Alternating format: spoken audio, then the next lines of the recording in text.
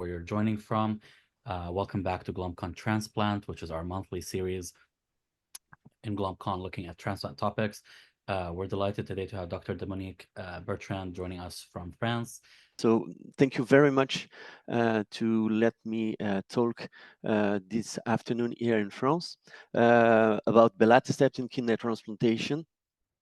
So, it's an important point that despite short-term improvement, this is the results of from the France Agence de la Biomédecine, and you can see that there is an improvement about graft survival in the different time period here in France.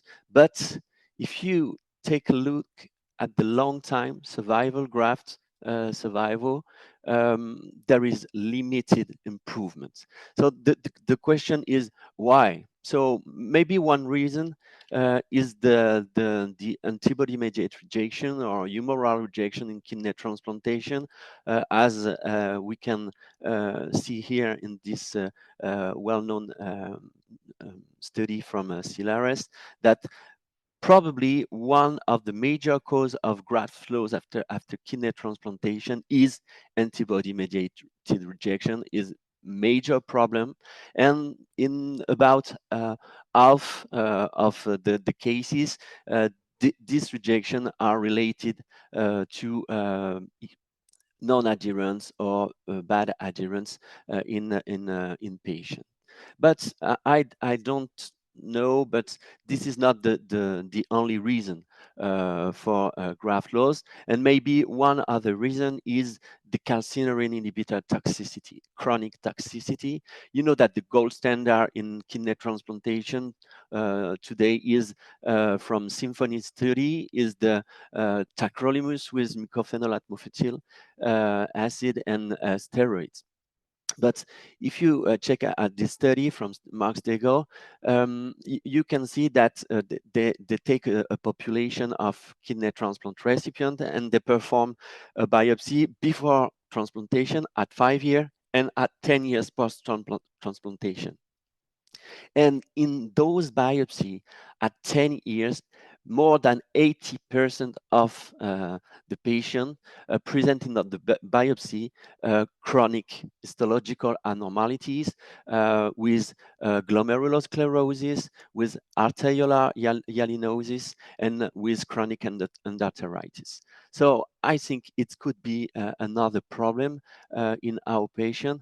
And once again, this is not the only problem of CNI, because CNI could induce diabetes, high blood pressure, and high risk, high cardiovascular risk. So what is the solution? Belatacept could be a solution. As you know, Belatacept is an immunoglobulin, CTLA4 immunoglobulin, a fusion protein, which could block the signal 2, which is the co-stimulation signal. And when the Belatacept blocks CD80 or CD86, the allorecognition could not be on, and it could open a T cell energy. So it is very interesting as the process.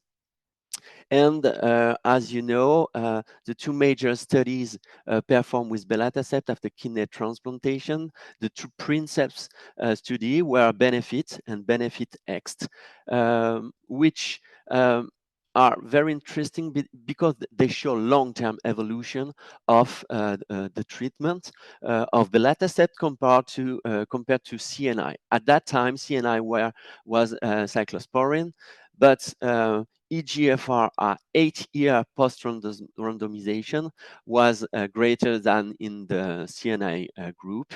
And in Benefit, it proved an impact on graft and patient survival.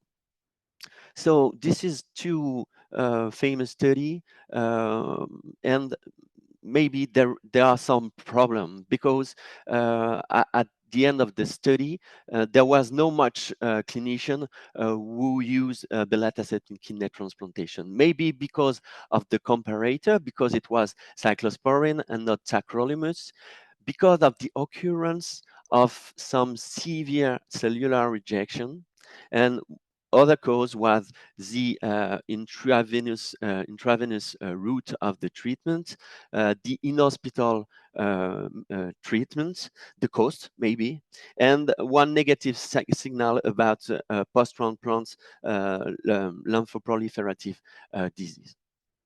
So this is the first use of Belatacept is de novo use, but there is also another way to use Belatacept is the conversion. You know, the study performed by Buddha, recently released, and